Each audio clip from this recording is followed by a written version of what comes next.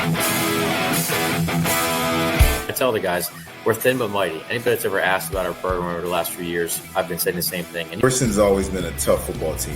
One thing about us is we're going to play tough. We love to hit.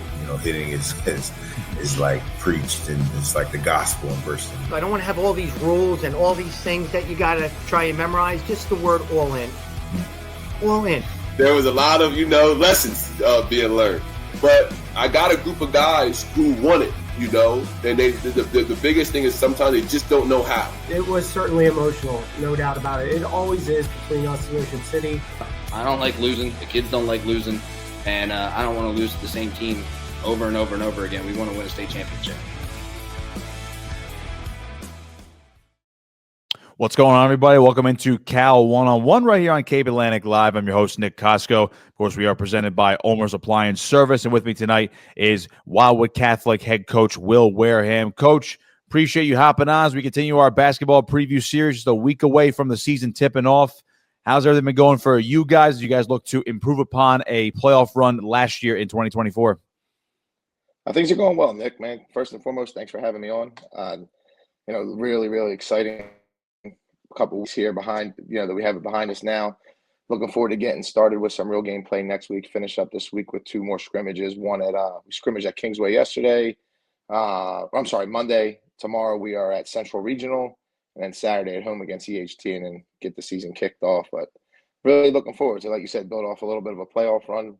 Last year had an opportunity to play a state champion in St. Rose and kind of really see where we were at and test ourselves a little bit. And I think that our guys that are returning from that last year have an opportunity to build off that, and they kind of see what it takes to play at that level.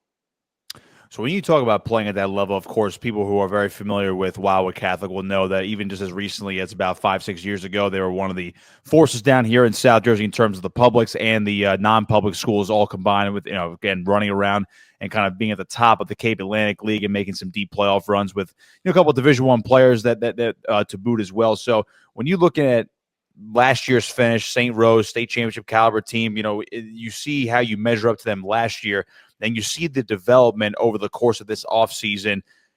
Have you noticed your team take major strides to say, we are going to compete a lot better with a team like that and maybe perhaps beat a team like St. Rose down the line this season?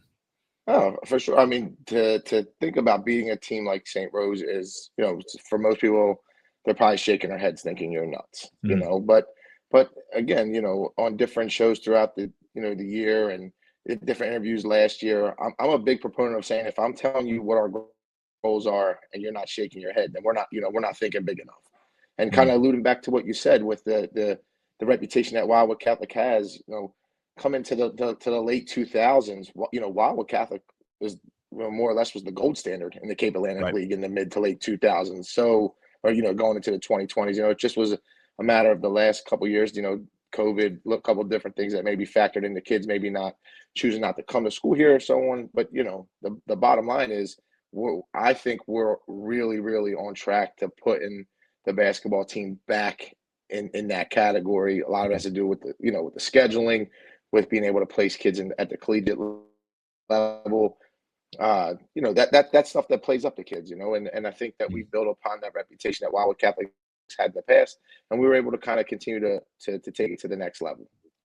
When you talk about getting back to that standard, it's interesting that you mentioned how it was the gold standard. You want to get it back to that level. So you already alluded to saying that these kids aren't getting wide-eyed and they say, okay, yeah, these are realistic, achievable goals even this season. So what specifically on the basketball court have you seen where you're like, okay, I didn't see that last year, but now I know that this is going to pay off big time for us this season?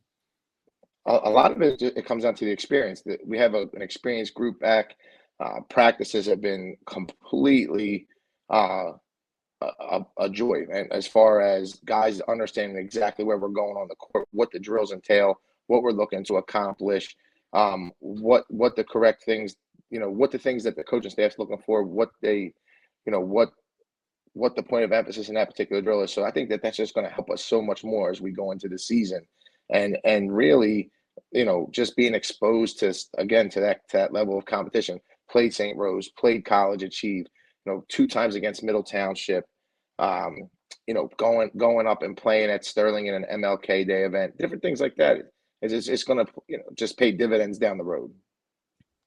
Couple of guys that are coming back for you this year. Alex Daniels, the junior, Tayshawn Jackson, just to name a few. Of course, Daniel was your second leading scorer last year. Nasir Ruiz is also going to be in the mix as a senior, and you just brought in Riley Powell, who transferred in this offseason. So when you talk about maybe that core group of guys, a lot more veteran leadership than you've seen in the past, maybe when you first came aboard to Wildwood Catholic, how have you seen those guys gel up so far through the offseason, of course, the preseason leading up to this winter?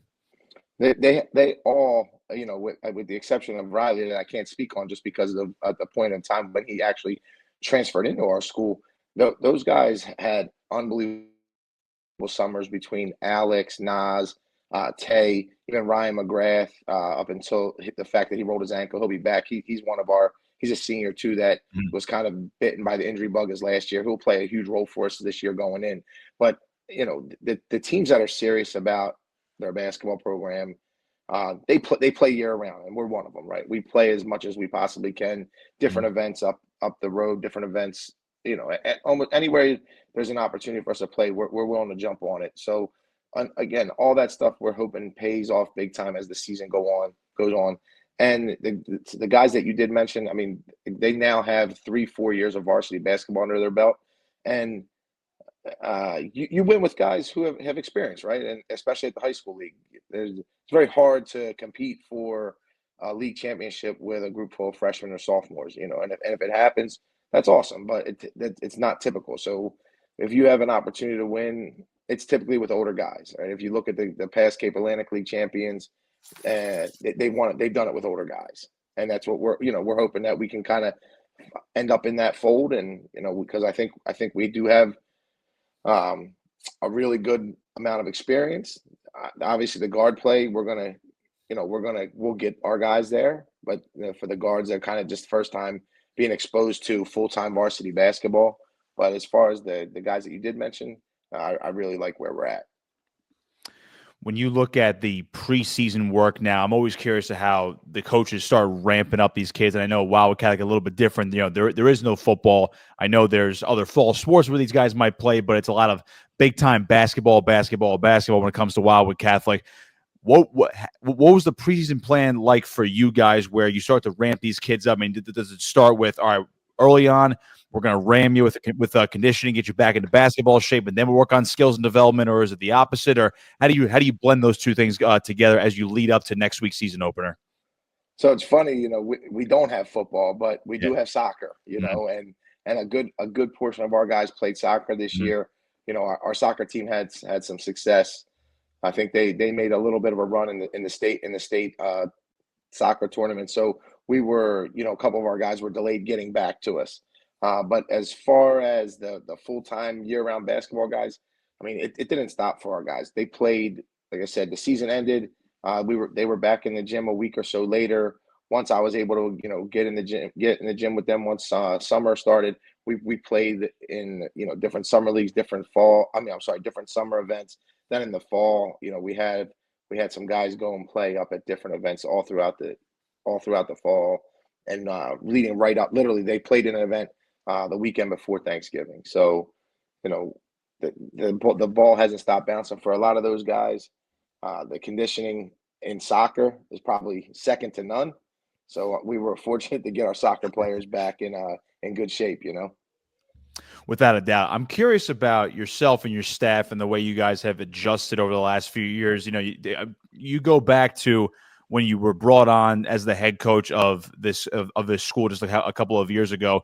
What have you noticed for yourself as a head coach, and how your staff has developed, and I guess the way you're coaching the kids maybe a little bit differently than you did when you first started, or maybe some things are the same and they're now just clicking, depending upon the area? What have you noticed over the last few years since you took over the program? The reason I have a grin on my face is funny. Just had this conversation earlier today. A lot of things come. It start and end with the head coach. And I came in and I thought that it was going to be the smoothest of transitions, where it was going to be like, hey, I came from the collegiate level. I say this, you jump, and that's just the way it was going to be. And it just doesn't work that way, And there was some times that first year where I was trying to pound that. that square peg into the round hole, and it just wasn't going to work. And it took me looking in the mirror, checking myself a little bit, saying, hey, might have to go back to the drawing board. Some of these guys haven't been coached at that level where they know what I'm talking about. Just in a terminology standpoint, they just don't know. And I think we really got back to the basics this off season, where we kind of really, for a lack of better words, dummied it down, really, really brought it back to the basic level. And guys, and I think a lot of things clicked for our guys this summer. We had a pretty successful summer, a really successful fall. And like I said, leading into this, to that first scrimmage on Monday, I like what I see so far. Was there? I'm glad you had a grin on your face. Was there a moment during that first season where you took over a couple of years ago where you're just like, all right, I know you basically just said it, which was, all right, I know what I'm doing, I got it. I'm gonna say one thing, they're gonna do it, and it's just gonna be a domino effect, and we're all good. Was there a moment during that first year where you're just like, oh my God, this actually does not work right now? I have to kind of change on the fly. And then obviously you guys have adjusted over the last couple of years, now leading into what could arguably be your best team under your tenure so far. But was there a moment like that during your first year? So as sad as it to say, it wasn't the first year. It wasn't that first year. I was kind of looking for excuses or reasons, and it didn't. And it took the beginning of last year where, my nephew's on the team. He's a sophomore this year, who I think has, a ton of potential. He's got an opportunity to practice with the varsity last year. Mm-hmm. And his ability to communicate with me is a lot different than any other kid on the team. I've been around him since birth. He was kind of able to say, hey, Uncle Will, this guy doesn't understand what you're talking about. Mm-hmm. And I started scratching my head. I'm like, man, this kid's a senior. He's played basketball for 2 years here at Wildwood Catholic. He came from a different high school. And then you just realize, they just don't, they just don't. And again, you have to kind of check yourself a little bit, bring yourself, humble yourself a little. Hey, this is the level I'm coaching at. This is the level of the language I need to be speaking. And it worked. It's kind of worked out well. I think if, you look back at the second half of last year for us, shortly thereafter Christmas, I think we got things rolling a little bit. And I think a little bit had to do with that exact scenario where we were able to, like, all right, hey, let's slow down a little bit and let's get things, make sure we're teaching on the right level. And then I think everything started to click from there. And it also changed the aura in the locker room. It changed the aura on the court. I think guys, I was never unhappy with the guys. I was like unhappy with myself and unhappy with our performance. And it was just like, okay, now the guys are like a little bit looser. Hey, coach is smiling a little bit. Coach is having fun with us. And now it's like, hey, it's all good. We know what he's saying, and they know, I know they know what I'm saying. And if I'm mad at something, they know why I'm mad now, Yeah, I absolutely understand that. There's you mentioned the aura in the locker room last year where you maybe noticed that there's a switch, it comes back, and now it's all positive. And, of course, everyone goes through their ups and downs, but you have more of a positive locker room. Did you notice maybe a culture shift in the program where, and I know you alluded to before, where you have the heyday of guys like Taj Sweet, Jacob Hopping, and others, Jaleel White, that were here about 5+ years ago, where that team competing for state titles, and all of a sudden COVID hits. Every school's affected differently. Wildwood Catholic, very small school, goes in these I guess I would call it a bit of a roller coaster. And then when you take over, you try to do things your way, but once you adjust, did you notice a bit of a culture change back to maybe not what it was 5 years ago, but something similar, maybe perhaps better for the long-term future? Yeah, the mood lightened instantly. Once it was like once it clicked, the mood lightened, and our guys, kids want to be coached. They want to do well. No, but they're not. Very rarely will a kid come out and try to play a varsity sport and just putz around for 2 hours after school. So they're looking for that sense of belonging. They're looking for that sense of being a winner and being a part of something. So, and that's what we wanted to provide for all in all. I thought I'm being completely transparent. I thought we were going to walk in there and it was going to be like bang, back to the days of the 2020 when they win their co-state champions. And again, that's shame on me. Nothing to do with our guys, and I can totally shoulder that. But I think that I think we're inching closer and closer, man. Honestly, I think that it's kind of gotten to the point where you know we've in 2 years, Justin Harper's that played for us. He's on a full scholarship playing Division II basketball, and we have like 5 other kids that are on Division III and junior college rosters, and I think that bodes well. Kids want to play at the next level, and I'm totally comfortable leveraging my relationships at the collegiate level for even kids that aren't on our program. I have no problem picking up the phone and making a call for a kid from lower Cape May or middle or something, or just saying, not saying I did or didn't. I'm just saying, hey, this is a good kid. I'm totally okay with that. And if kids want to play college basketball, I'm more than willing to help. More, like I said, more than willing to leverage my relationships that I've made over the years to try to help get to that level. And I think that again, that's going back to those heydays of Wildwood Catholic. A lot of kids going to play collegiate basketball made it an attractive destination for kids to want to come to Wildwood Catholic. Yeah, and I know you just alluded to Justin Harper, who we did a couple of games for you guys a couple of years ago, where he was, all of a sudden he just developed into a force on the court, and of course I'm sure he's developing fine now at the Division II level. So a trajectory like that, I can only imagine, especially with a kid like that recently that was under your watch. Do you see kids like? I mean, you don't have to name names right now, but do you see kids like that in your program where it's like this kid's got a lot of raw potential, but in another year or two, and now D2 colleges, D3 colleges, maybe even D1 colleges are going to say, we can do something with this kid, and it just happens to be in this, this small Catholic high school down in South Jersey. There's a handful of kids in our program who are going to be college level basketball players, and I think a little bit of it is like it's now just starting to click. Like, hey, this is what it takes to play at the collegiate level. It's one thing to be a good high school basketball player, which is totally fine in its own. But if the things that we tell our guys. If you're serious about playing at the college basketball level, the days of it being for fun end. It's over. Yeah. It's now become a job, and it's how serious do you want to take it? And I think that these guys, a lot of these guys have stepped up, and they're serious about it. I think I'll throw some names out there, and I have no problem saying Riley Powell is a legitimate college basketball player. What level that is, I think, still is to be determined. But the kid has a ton of potential. I think, from an athlete standpoint, Tayshawn Jackson can play at the collegiate level. Naz Ruiz has the heart of a line. I think he can end up playing the collegiate level. And that's not even to single any kids out that they can't. I just think that those guys kind of jump off the page at me. Ryan McGrath, if he's healthy, man, he trust me when I tell you, he shoots it at a collegiate. He shoots it at the percentages of college 3-point shooters. It just, for that kid, he's just been really, really plagued by an injury bug. He rolled his ankle literally the Sunday before Thanksgiving. He literally rolled his ankle the Sunday before Thanksgiving.